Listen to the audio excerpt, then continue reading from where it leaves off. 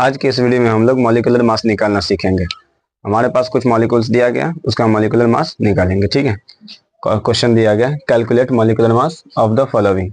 नीचे दिया गया मॉलिक्यूल है CH4 है, CO2 है, H2O और C6H12O6 है। ये मॉलिक्यूल्स किसी चीज का फॉर्मूला है। CH4 हो जाएगा मीथेन गैस, CO2 हो जाएगा कार्बन डाइऑक्साइड गैस, H2O हो जाएगा वाटर का फॉर्मूला है और C6H12O6 जो है ये ग्लूकोज का है। ठीक है, तो इसका हमें निकालना है मॉलिक्यूलर मास निकालना है। क्या निकालना है हमें? Molecular mass. अब मॉलिक्यूलर मास निकालने के लिए हमें एटॉमिक मास पता होना चाहिए। अगर हमें एटॉमिक मास पता ना हो तो हम मॉलिक्यूलर मास नहीं निकाल सकते। तो पहला है CH4 का मॉलिक्यूलर मास निकालेंगे हम। तो कार्बन है, C मतलब कार्बन और H हाइड्रोजन। ठीक है, तो कार्बन का जो हो जाएगा हमारा एटॉमिक मास हो जाएगा वो हो जाएगा 12 और बीच में प्लस दे देंगे हम।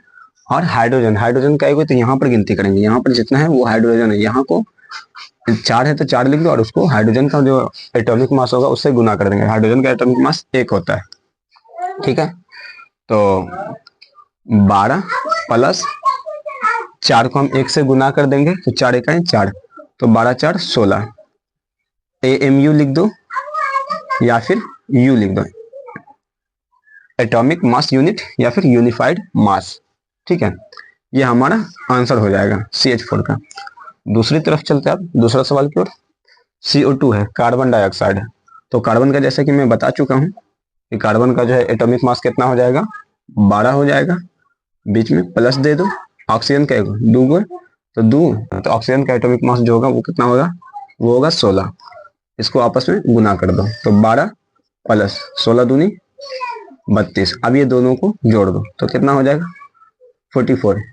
यूनिफाइड मास हो जाएगा या फिर AMU, ये हमारा आंसर हो गया। ठीक है, 44 हो जाएगा। अगला सवाल की ओर चलते हैं हम।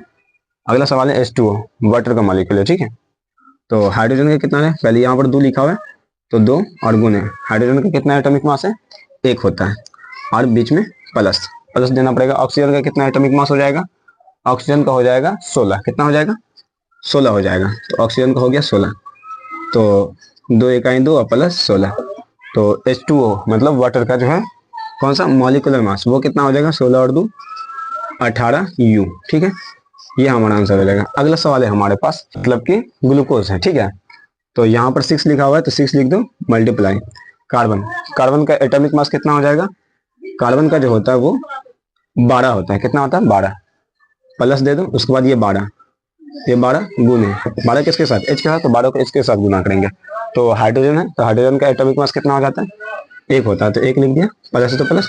अब ऑक्सीजन के बारी आई तो ऑक्सीजन के साथ कितना 6, तो 6 और मल्टीप्लाइड बाय ऑक्सीजन का कितना होता है एटॉमिक मास, ऑक्सीजन का हो जाएगा 16 बस। अब 12 को 6 से गुना कर देंगे तो कितना हो जाएगा 72 हो जाएगा। 12 को 6 से गुना कर देंगे तो कितना हो जाएगा 72, प्लस 12 को 1 से गुना करो 12 ही होगा, प्लस अब 16 को 6 से गुना करेंगे, 16 को 6 से गुना करेंगे तो कितना हो जाएगा 96 हो जाएगा।